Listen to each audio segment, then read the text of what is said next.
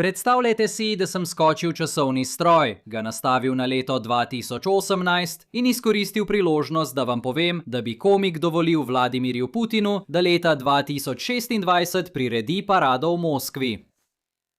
Sprva bi verjetno mislili, da gre za šalo. Navsezadnje sem rekel, da dovoljenje daje komik. Potem, leta 2020 bi bili verjetno precej jezni, da nisem uporabil svojega časovnega stroja, da bi ustavil noro pandemijo. Potem, leta 2022 bi bili še bolj jezni, da nisem uporabil svojega časovnega stroja, da bi ustavil samo invazijo. A končno, ko pride leto 2026, bi razumeli, kaj sem mislil. Rusija je danes priredila svojo letno parado ob dnevu zmage. In ker je Zelenski bil tako velikodušen, da je to dovolil, sem mislil, da bi lahko nekaj minut preživeli ob gledanju čudovitih prizorov z tega dogodka. Tako bomo ob zabavnih posnetkih s parade, ki so iz nekega razloga še vedno posneti v ločljivosti 720, poglejmo, kako smo prišli do tega zasilnega premirja, zakaj je bilo verodostojno in kako je Ukrajina že izkoristila varnostno ranljivost parade kljub dogovoru o premirju v zadnjem trenutku.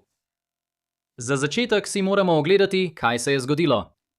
Že približno mesec dni je Rusijo skrbela varnost njene propagandne kampanje, oziroma letnega praznovanja poraza nacistične Nemčije strani Sovjetske zveze v veliki domovinski vojni. To se zgodi, ko vaša zračna obramba že mesece ni ustavila ukrajinskih dronov. Več o tem čez trenutek. Ob tem zapletu je Rusija razglasila enostransko prekinitev ognja za 9. maj. Ukrajina je opozorila, da ne moreš kar tako razglasiti prekinitve ognja, kadar ti ustreza, še posebej, ko v Moskvi ne narekuješ več tempa vojne. Da to je nenavaden stavek, ki sem ga pravkar izrekel, vendar sem mislil vsako besedo. Zelenski je zato napovedal, da bi lahko prekinitev ognja začela veljati 6. maja in da bi bila Rusija tista, ki bi morala spoštovati pogoje do 9. maja, če bi želela svojo parado izpeljati v miru. Rusija je takoj nadaljevala z obstreljevanjem prav v trenutku, ko se je začela ukrajinska različica prekinitve ognja, zato so se vse oči preusmerile na Rdeči trg, kjer so čakali, kaj bi lahko bilo razstreljeno nekaj dni kasneje. Ko je teden mineval, se je očitno Kremelj začel bati, da bi se nekaj res lahko zgodilo. Tako je postalo vprašanje, kako pobegniti iz te situacije. Zdaj, kako bi ti rešil ta problem? Kar potrebuješ, je nekdo, ki lahko posreduje v situaciji in ima sredstva, da pokaže zavezanost miru. In tako smo dobili premirje, ki ga je posredoval Trump s povsem različnimi pogoji, odvisno od tega, koga vprašaš. Na Truth Social je Trump izjavil, da bo trajalo 3 dni do 11. maja in zajemalo vse bojne dejavnosti. Zelenski pa je objavil premirje, omejeno samo na parado. In če je bil kdo v dvomih, je prijazno priložil GPS koordinate za Rdeči trg, da bi zagotovil, da nihče ne bi zadel tega območja. Še enkrat, tukaj so koordinate, ki jih nihče ne sme zadeti in resno misli. In tudi če je to resno mislil, je vsak, ki bi želel zlonamerno upoštevati zahtevo, točno vedel, kaj zadeti tik zunaj prepovedane cone. Opazite tudi zafrkavanje. Zelenski se odloči dovoliti Rusiji, da izvede svojo parado, za kar se mu zahvaljujem, saj drugače ne bi dobil posnetkov, ki jih potrebujem za preostanek leta. Izkazalo se je, da je parada res potekala brez incidentov, premirje pa je očitno držalo zunaj Rdečega trga čez noč in do jutra pred tem.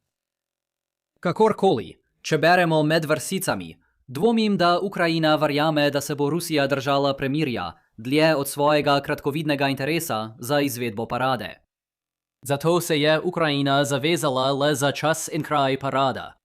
Medtem pa želi Trump preveč poudariti svoj prispevek k svetovnemu miru, zato naj bi po njegovih besedah premirje trajalo 3 dni. Videli bomo, kako se bo to išlo. Otipljiva korist, ki jo Ukrajina prejema za nekaj ur miru, je izmenjava 1000 vojnih ujetnikov.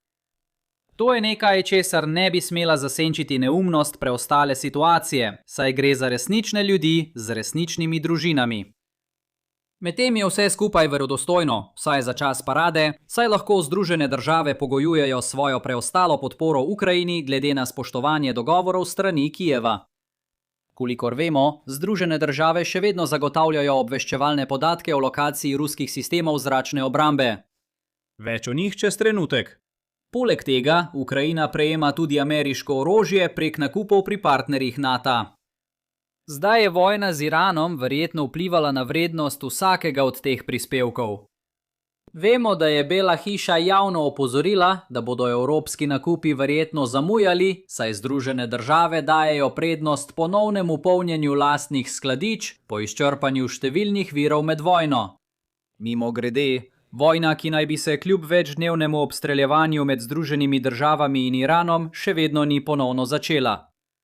Verjetno drži tudi, da so ruski obveščevalni analitiki preusmerjeni na oddelek za Iran, zaradi česar ima Ukrajina manj neposrednih informacij o ruskih premikih.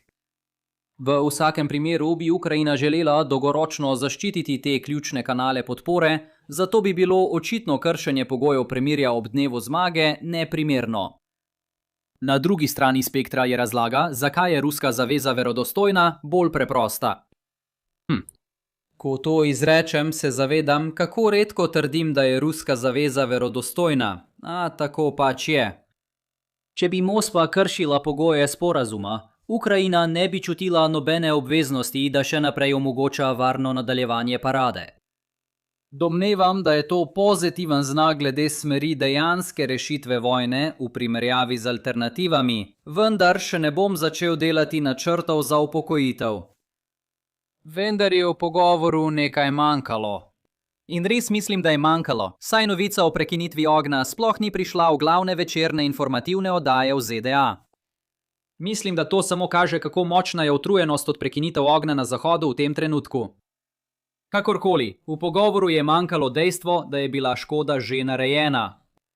Dogovor o prekinitvi ognja je bil dosežen šele v zadnjem trenutku, daleč potem, ko je Rusija že morala načrtovati parado brez prekinitve ognja.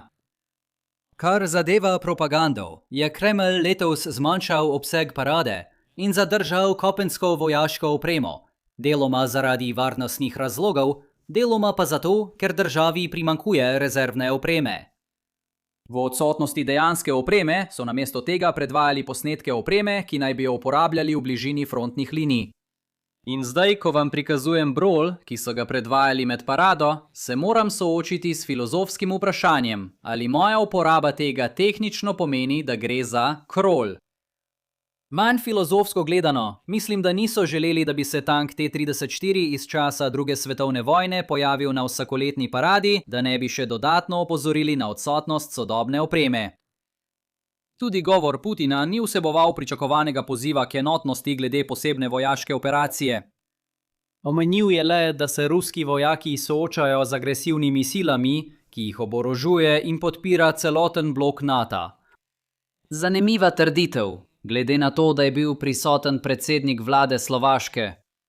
Toda kljub podpori celotnega bloka NATO, morda Slovaško ali pa tudi ne, naši junaki napredujejo. Seveda tudi ta zadnji del ni povsem resničen. Analitiki, ki spremljajo fronto, prikazujejo stanje na terenu bodisi kot statično, bodisi da je Ukrajina v zadnjih nekaj mesecih dosegla nekaj napredka. Poleg tega tuji dostojanstveniki, ki so se udeležili dogodka, niso bili ravno zvezde zahodne protikoalicije, skupaj s Slovaško, ampak bolj tisti, ki jim je bilo dolgčas nekega majskega vikenda. Kar zadeva praktično plat, je morala Rusija že pred dnevi začeti premikati svoje sisteme zračne obrambe v Moskvo. Zato je Ukrajina že izkoristila priložnost drugod.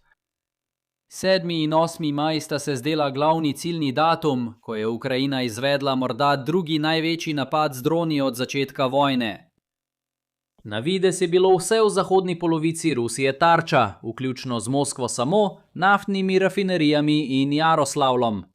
Center za nadzor zračnega prometa in raziskovalni objekt v Rostovu, nekaj v Permu in morda stavba FSB v Čečeniji.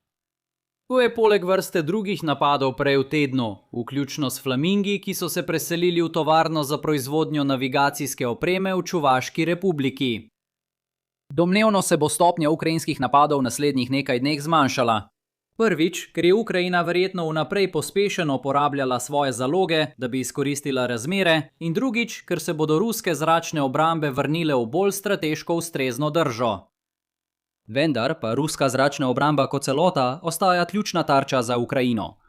In če Kremelj ne bo mogel obrniti trenda, bi dolgoročna smer zračne vojne napovedovala še večje gospodarske izgube za Rusijo. Torej, kakšne so naše ključne ugotovitve za danes? To je bilo res najbolj neumno premirje. Stališče ZDA je omogočilo, da so bili minimalni pogoji premirja verodostojni. In do trenutka, ko se je premirje začelo, je Ukrajina že pridobila večino koristi, ki jih je bilo mogoče doseči. Medtem pa lahko pridobite še več koristi, če preberete eno od teh dveh knjig o izvoru vojne. Za več informacij o njih preverite opis videoposnetka. Če vam je bil današnji video všeč, ga prosim všečkajte, delite in se naročite na kanal, jaz pa se vidimo naslednjič. Skrbite zase.